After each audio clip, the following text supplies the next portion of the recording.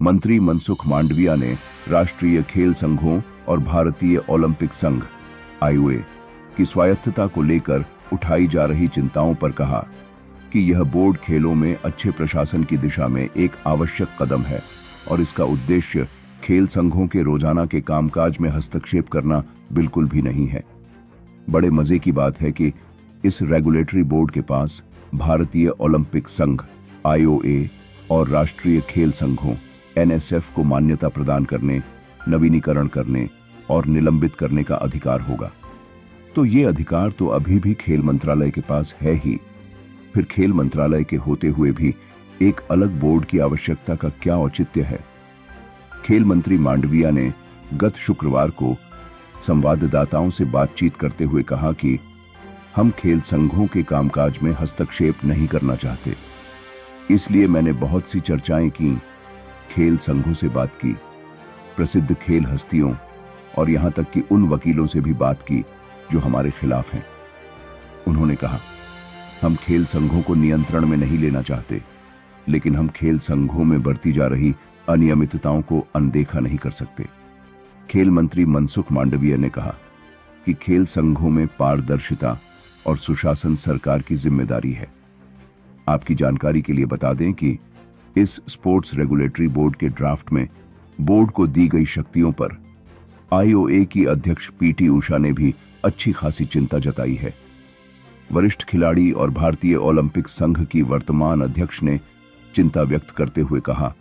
कि ड्राफ्ट में बोर्ड को दी गई शक्तियों से आईओए और राष्ट्रीय खेल संघों की स्वायत्तता पर सवाल उठ सकता है और यदि खेल संघों के अधिकारों से छेड़छाड़ करने की कोशिश की गई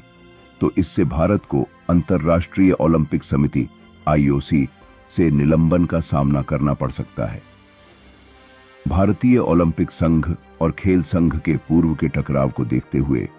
अंतर्राष्ट्रीय ओलंपिक संघ द्वारा उठाए गए कदमों के मद्देनजर भारतीय ओलंपिक संघ की अध्यक्ष उड़नपरी पीटी उषा की इस टिप्पणी को खेल मंत्री द्वारा भी बहुत महत्वपूर्ण माना जा रहा है। खेल मंत्री मनसुख मांडविया का भी मानना है कि हमें अंतर्राष्ट्रीय ओलंपिक समिति (आईओसी) के नियमों और कायदे कानून का पालन करना होगा। मंत्री ने यह भी कहा कि वह इस बिल के मसौदे को लेकर पूरी तरह से सतर्क हैं, क्योंकि आईओसी और अंतर्राष्ट्रीय खेल महासंघ समय समय पर नए नियम लाते रहते हैं और अगर हम उनका पालन नहीं करेंगे तो हमारे खेल संघों को निलंबित किया जा सकता है। उन्होंने कहा कि हमें एक अच्छा ड्राफ्ट तैयार करने के लिए सभी राष्ट्रीय खेल संघों और जिम्मेदार व्यक्तियों की सहमति प्राप्त करनी होगी। हालांकि मांडविया ने इस लंबित बिल को संसद में पेश करने के लिए कोई निश्चित समय सीमा नहीं दी। उन्होंने कहा कि काम जारी है, हम जल्द ही बिल पेश करेंगे। भारत सरकार के खेल मंत्रालय द्वारा नेशनल स्पोर्ट्स गवर्नेंस बिल के अंतर्गत जिस स्पोर्ट्स रेगुलेटरी बोर्ड को लाने की तैयारी की जा रही है, उसके ड्राफ्ट में राजनेताओं की अपेक्षा 3 खिलाड़ियों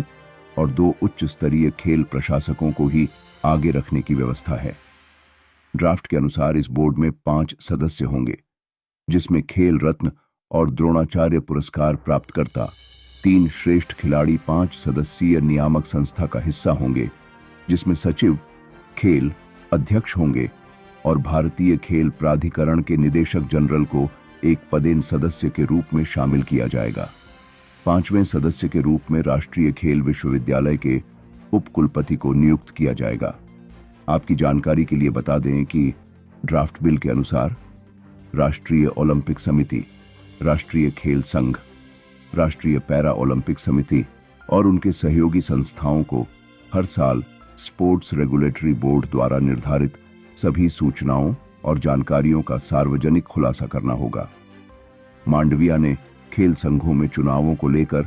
पारदर्शिता के अभाव पर चिंता व्यक्त करते हुए कहा कि मंत्रालय किसी भी खेल संघ की स्वायत्तता में हस्तक्षेप नहीं करता है, परंतु खेल संघों में विवाद की स्थिति में जब अदालत हमें बताती है कि चुनाव होना चाहिए, तो एक खेल संघ में स्वायत्तता क्या है, किसी को यह सुनिश्चित करने की जिम्मेदारी होनी चाहिए और चुनाव सही तरीके से किया जाए। खेल मंत्री मनसुख मांडविया ने कहा कि हमें लगता है कि इसके लिए एक अलग व्यवस्था बनाई जानी चाहिए और वही बोर्ड इसे देखेगा। खेल मंत्रालय इसमें हस्तक्षेप नहीं करेंगे। उन्होंने आश्वासन देते हुए कहा कि इसके लिए हम एक परिपक्व बिल लाएंगे। देखना दिलचस्प होगा कि सरकार के इस दांव से खेल और खिलाड़ियों को कितना फायदा होगा, जबकि खेल मंत्रालय के अंतर्गत स्पोर्ट्स अथॉरिटी ऑफ इंडिया और भारतीय ओलंपिक संघ जैसे सशक्त संस्थान भी विवादों से अछूते नहीं रहे हैं।